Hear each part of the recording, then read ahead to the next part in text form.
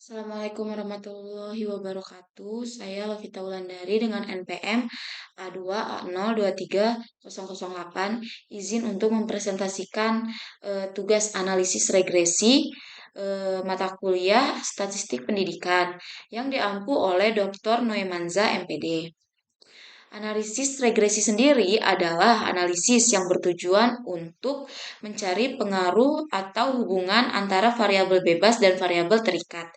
Dan saya menggunakan SPSS ya di sini.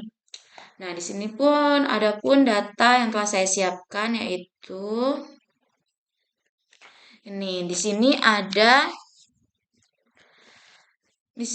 ada data penelitian tentang kompetensi profesional X1 dan komitmen profesi guru X2 dan terhadap kinerja gurunya Y. Nah, X1 dan X2 ini adalah variabel bebas dan Y-nya ini adalah variabel terikat. Pertama-tama kita akan copy dulu ini. Kita copy dan kita buka aplikasi SPSS.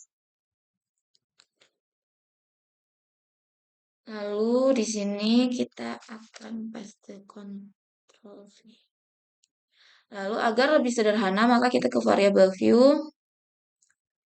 Kita ubah di sininya desimalnya 0. Di sini 0. Lalu ini akan kita ganti menjadi X1, X2, dan Y. Lalu kita lihat lagi di data view. Nah, maka lebih berubah ya. Lalu di sini kita ke analyze. Sebentar, analyze regression. Lalu di sini kita pilih linear. Nah, di sini kita pindahkan Y ini ke atas atau ke dependent, lalu X1 ke bawah yaitu ke independent, dan X2-nya juga ke independent. Lalu kita klik statistik. Nah, di sini kita udah di checklist ya estimates-nya dan mode fit. Lalu R squared-nya juga di checklist dan deskriptifnya juga di checklist. Lalu kita klik continue dan di sini oke.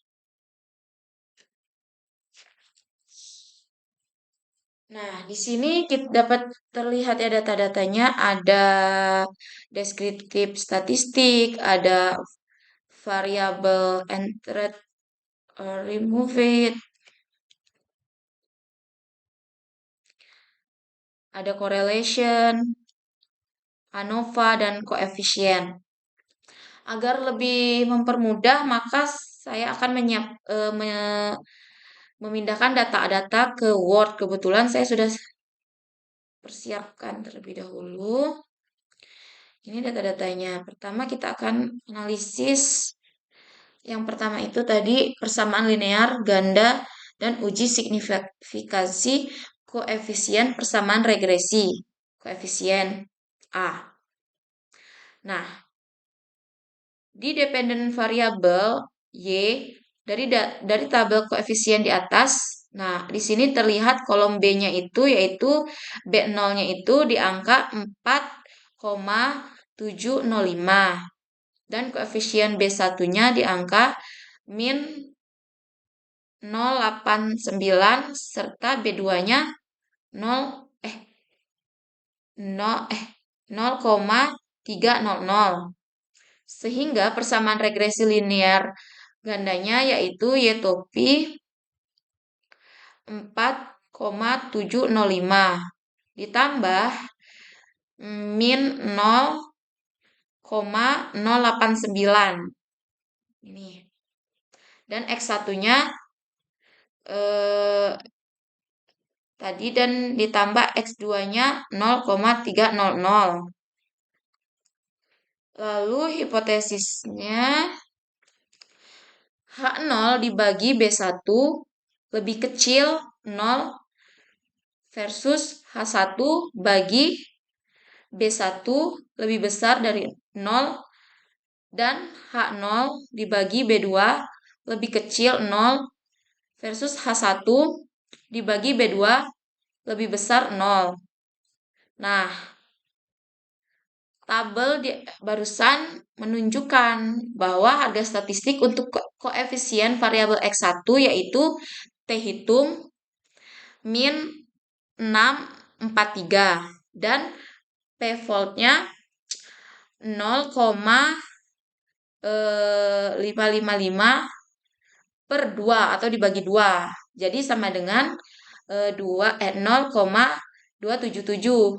Nah, ini tuh menunjukkan kalau ini tuh lebih besar dari 0,05 yaitu pihak kanan atau bisa dikatakan bahwa HO diterima yang bermakna jadi kompetensi profesional tidak berpengaruh terhadap kinerja guru.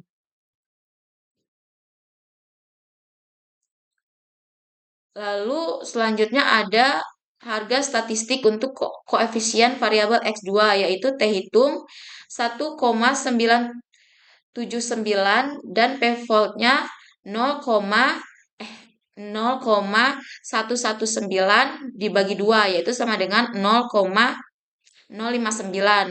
Dan di sini terlihat ya kalau ini tuh lebih besar dari 0,05.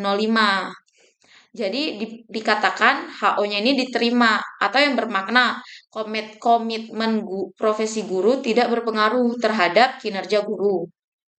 Dan untuk yang kedua ada uji signifikansi persamaan regresi ganda atau kita sebut ANOVA. Nah, di sini hipotesisnya H0 dibagi B1 sama dengan B2 atau H0 dibagi B1 kurang B2 sama dengan 0 dan H1 dibagi B1 sama dengan B2 atau H1 dibagi B1 kurang B2 sama dengan 0. Hasil data dari di tabel ANOVA kita lihat bahwa F-nya itu ada di 4,955 dan P-voltnya itu ada di 0,83 ya. Jadi di sini terlihat bahwa hasilnya lebih besar dari 0,05. Atau berarti HO diterima, artinya tidak terdapat pengaruh linear variabel kompetensi profesional dan komitmen profesi guru dengan kinerja guru. Nah, hal ini juga bermakna tidak terdapat pengaruh secara bersama-sama kompetensi profesional dan komitmen profesi guru dengan kinerja guru. Lalu yang ketiga ini ada uji signifikasi koefisien korelasi ganda atau model summary. Di sini ada hipotesis statistiknya yaitu H0 yaitu P dikali 12 lebih kecil dari 0 dan H1 PY dikali 12 lebih besar 0. Nah, uji signifikasi koefisien korelasi ganda diperoleh dari tabel model summary di atas. Nah, ini kita lihat ya, di sini bahwa RY kali 12 itu hasilnya 0,844 dan F hitungnya ada di F change 4,955. Jadi V voltnya itu ada di 0,083. Nah, lebih kecil di sini lebih kecil di sini mohon maaf saya katakan di sini 0,83 itu lebih besar ya daripada 0,05. Jadi di sini dapat dikatakan bahwa HO-nya itu diterima.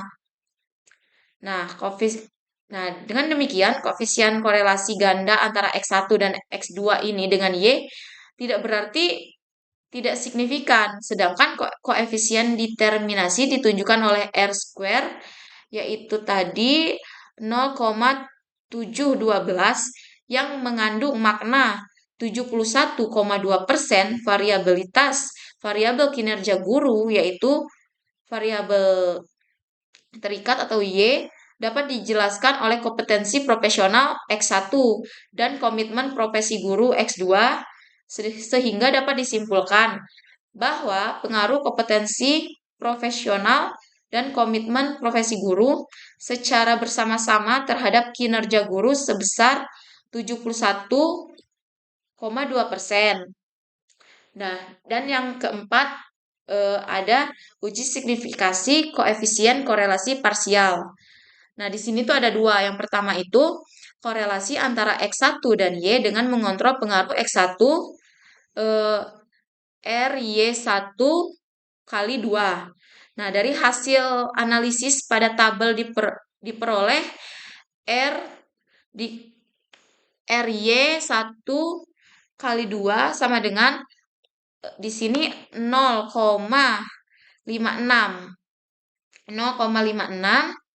dan terlihat lebih besar ya, lebih besar dari 0,05 dan dapat dikatakan sekali lagi bahwa HO-nya ini diterima. Dengan demikian, koefisien korelasi antara X1 dan Y dengan mengontrol variabel X2 adalah tidak signifikan. Dan yang kedua, korelasi antara XY dan korelasi antara X2 dan Y dengan mengontrol pengaruh X1 yaitu RY2 kali 1. Nah, hasilnya adalah pada tabel kita lihat bahwa RY2 kali 1 ini sama dengan 0,826 dan P-voltnya adalah 0,11. Dan sekali lagi kita katakan bahwa ini nih hasilnya lebih kecil dari 0,05 atau HO itu ditolak. Dengan demikian, koefisien korelasi antara Y2 dan Y dengan mengontrol variabel X1 adalah signifikan. Berikut adalah analisis dari saya. Saya cukupkan. Wassalamualaikum warahmatullahi wabarakatuh.